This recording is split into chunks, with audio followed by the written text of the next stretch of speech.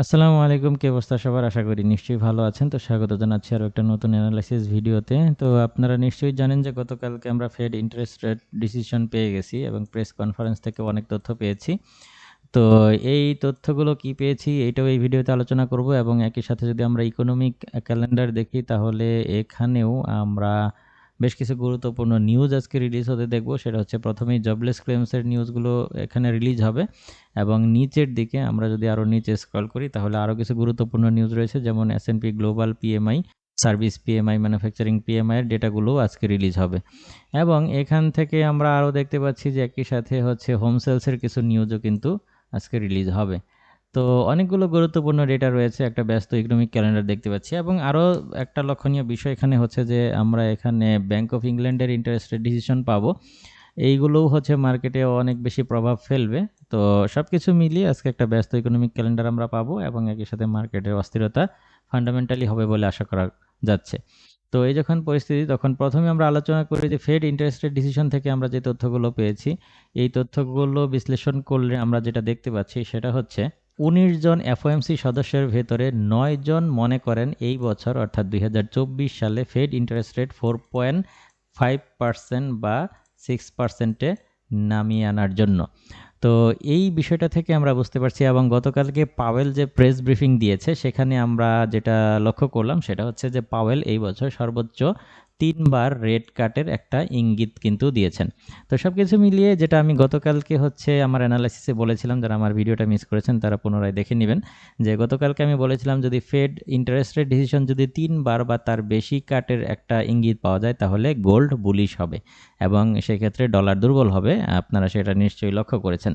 তো মানে একের অধিক অর্থাৎ যদি 2বারও হতো যে ফেড ইন্টারেস্ট রেট কাটের ডিসিশন 2বার বা এরকম কোনো ইঙ্গিত আসতো 2বার বা একবার, সেই ক্ষেত্রে আমরা গোল্ডকে বেয়ারিশ হিসেবে দেখতে পারতাম। বাট এটা দেখা যাচ্ছে যে 3বার বা তারও বেশি, সেই ক্ষেত্রে গোল্ড হচ্ছে আরও বুলিশ মুভমেন্ট করবে বলে প্রত্যাশা করা হচ্ছে। তো এখানে যেটা দেখা যাচ্ছে সেটা হচ্ছে যে জুন মাসে 25 বেসিস পয়েন্ট হার কাটার সম্ভাবনা এই মুহূর্তে প্রায় 71% সম্ভাবনা দেখছে বিনিয়োগকারীরা, যে জুন মাসে Fed 25 basis point interest rate কমিয়ে দিবে। তো এই কারণেই হচ্ছে গোল্ড বুলিশ মুভমেন্ট করতেছে এবং প্রত্যাশা করা হচ্ছে যে এই ধারাবাহিকতা যদি বজায় থাকে তাহলে গোল্ড আরও বুলিশ হবে। সেই ক্ষেত্রে গোল্ড এই বছরে ধারণা করা হচ্ছে যে $2,300 অতিক্রম করবে এবং সেটা 2024 সালের শেষের দিকে $2,400 কিংবা $2,500 গোল্ড হিট করতে পারে। তবে $2,300 যে অতিক্রম করবে এটা খুব সহজেই অনুমান করা যাচ্ছে, কারণ অলরেডি আমি আজকের দিনের যদি হিসেব করি, আজকের দিনেই গোল্ড কিন্তু আমাদের $2,225 পর্যন্ত উঠে আসছে, $25-24 পর্যন্ত উঠে আসছে। তো $2,300 যে মানে পথটা, এটা কিন্তু খুব বেশি একটা যে বাকি আছে তেমনটাও কিন্তু নয়। তো এই যখন পরিস্থিতি, তখন আজকে আমরা বোঝার চেষ্টা করব যে এখানে আমরা যে নিউজগুলো দেখতেছি, এই নিউজগুলো বেশি কম আসলে আমাদের ট্রেডিং প্ল্যান কি হতে পারে, কিংবা এই নিউজগুলো খুব বেশি পজিটিভ আসলে মার্কেট কি ডাউন হয়ে যাবে কিনা। আমি বুঝতে পারছি যে আপনারা সবাই আসলে যেটা শুনতে চাচ্ছেন যে মার্কেট কখন ডাউন হবে, কখন ডাউন হবে, কারণ এত উচ্চতায় এসে আসলে বাই করতে কারোরই মনে চায় না। স্বাভাবিকভাবে ব্রেনে একটা প্রেশার চলে আসে যে এখান থেকে বাই করব, যদি ডাউন হয়ে যায় কি হবে। আসলে এরকম কিছু হওয়ার সুযোগ এখন নাই, যদি কাকতালীয় কিছু না ঘটে। এখানে মার্কেট ডাউন যদি হয় তাহলে একটা মাত্র সুযোগ রয়েছে, যে একটা কারণে মার্কেট ডাউন হতে পারে, সেটা হচ্ছে গাজায় যুদ্ধবিরতি যদি কার্যকর হয় তবেই শুধু মার্কেট ডাউন হবে। এর বাইরে মার্কেট ডাউন হওয়ার পেছনে আর কোনো ফান্ডামেন্টাল কারণ নাই। আমরা অপেক্ষা করছিলাম ফেড ইন্টারেস্ট রেট ডিসিশন থেকে পাওয়েলের প্রেস কনফারেন্সটা আমাদের হচ্ছে সব থেকে গুরুত্বপূর্ণ ছিল, যে এখান থেকে কোনো ক্লু পাওয়া যায় কিনা যে মার্কেট ডাউন হওয়ার পেছনে পাওয়েল যদি এরকম কিছু বলতো যে ইন্টারেস্ট রেট আরও লম্বা সময় কন্টিনিউ করা হবে, কখন কবে ইন্টারেস্ট কমানো হবে এই বিষয়ে চিন্তা করা অকাল, কিংবা এফওএমসি সদস্যরা যদি এই বিষয়ে তাদের মতামত না দিত। কিন্তু দেখা যাচ্ছে যে এফওএমসি সদস্যরা, যেমনটা বললাম, যে 19 জনের ভেতরে 4 জনই মনে করে যে 4.6 বা 5-এর দিকে ইন্টারেস্ট রেট নামিয়ে আনার জন্য, এবং বাকিরাও যে খুব বেশি দ্বিমত পোষণ করেছে ব্যাপারটা এরকমও না। তো যাই হোক, এখন আমরা দেখার চেষ্টা করছি যে বর্তমানে আমরা যেটা দেখতে পাচ্ছি যে জবলেস ক্লেমসের ডেটা রয়েছে, জবলেস ক্লেমসের ডেটাগুলো গত সপ্তাহে আমরা পজিটিভই দেখেছি, এই সপ্তাহে কি আসে সেটা দেখার বিষয়। তো জবলেস ক্লেমসের ডেটা যদি পজিটিভ আসে তাহলে সাময়িক সময়ের জন্য মার্কেট প্রাইস কারেকশন করতে পারে, বাট এটা যে ডাউন ট্রেন্ড শুরু করবে এরকম কিছু না। এবং এখানে আমরা যদি আরও দেখি যে এখানে হোম সেলসের কিছু নিউজ রয়েছে এবং সার্ভিস পিএমআইয়ের যে নিউজগুলো রয়েছে, এই সার্ভিস পিএমআইয়ের নিউজগুলো গুরুত্বপূর্ণ ভূমিকা রাখবে। যদি সার্ভিস পিএমআইয়ের নিউজগুলো প্রত্যাশার থেকে অনেক বেশি চলে আসে, যেমন এখানে আমরা দেখতে পাচ্ছি যে প্রত্যাশা করা হচ্ছে কম, যেমন এটা কম আশা করা হচ্ছে, এখান থেকে এটাও কম আশা করা হচ্ছে, এটা একটু বেশি আশা করা হচ্ছে। যেমন এখানে আমরা দেখতে পাচ্ছি যে 51.7% আশা করা হচ্ছে। তো এটা যদি একটু বেশি আসে, যেমন 7-এর জায়গায় 8 আসলো কিংবা 9 আসলো, এতটুকু কম বেশিতে আসলে মার্কেট খুব বেশি একটা রিয়্যাক্ট করবে না বা খুব বেশি একটা ডাউন হবে না। যেমন এখানে আমরা দেখতে পাচ্ছি যে 52.2 থেকে 51.7 আশা করা হচ্ছে।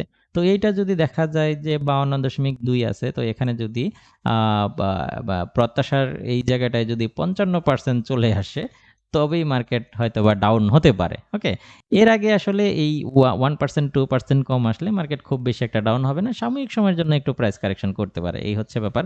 তো সবকিছু মিলিয়ে আমরা যেটা দেখতে পাচ্ছি, আমাদের আসলে বুলিশ চিন্তা ভাবনা করাটাই এই মুহূর্তে নিরাপদ হবে আমাদের জন্য। ওকে, তো এখানে যেটা ধারণা করা হচ্ছে, এখনো কিন্তু প্রত্যাশিত ডেটা কিন্তু দুর্বল বা এখানে লই কিন্তু আশা করা হচ্ছে। ওকে, তো এটা যদি আসে তাহলে মার্কেট আরও বুলিশ হওয়ার সম্ভাবনা রয়েছে, বাট প্রত্যাশার থেকে যদি বেশি আসে তাহলে সেই ক্ষেত্রে কিছুটা ডাউন হতে পারে। কিছুটা মনে রাখবেন, এখানে ব্রেকআউট আশা করাটা বোকামি। ওকে, ব্রেকআউট হবে বলে মনে করছি না। তো এখানে বর্তমানে আমরা দেখতে পাচ্ছি যে H1 চার্টে একটা রিজেকশন ক্যান্ডেল তৈরি করেছে এবং পরবর্তী একটা বিয়ারিশ কনফার্মেশন দিচ্ছে। তবে এটা যদি হয়, এই কনফার্মেশন যদি হয়ে যায়, সেই ক্ষেত্রে মার্কেট কিছু সময়ের জন্য ডাউন হতে পারে। সেই ক্ষেত্রে এই যে $2184 যে সাপোর্ট রয়েছে, এটাকে মার্কেট পুনরায় টেস্ট করতে পারে। এর বেশি কিছু এখান থেকে আশা করছি না। সেই হিসেবে আপনারা আজকে বায়ে থাকতে পারেন। তো যেমনটা বলছিলাম, যদি ওই সার্ভিস পিএমআইয়ের ডেটাগুলো ডলারের জন্য নেগেটিভ চলে আসে, অর্থাৎ প্রত্যাশার থেকে যদি কম চলে আসে, সেই ক্ষেত্রে আজকের দিনে মার্কেটটাকে আপনারা $2228 থেকে $2232 পর্যন্ত উঠে আসতে দেখতে পারেন। আমি এখানে প্রাইসগুলো নোট করে দিচ্ছি। $2232 থেকে, আমি এগুলো গ্রিন কালার করে দিচ্ছি, $2228 প্রাইস হিট করতে পারে আজকের দিনে। পর্যায়ক্রমে এটা 2200 থেকে $2300 ক্রস করবে। অলরেডি $2200 ক্রস করে ফেলছে।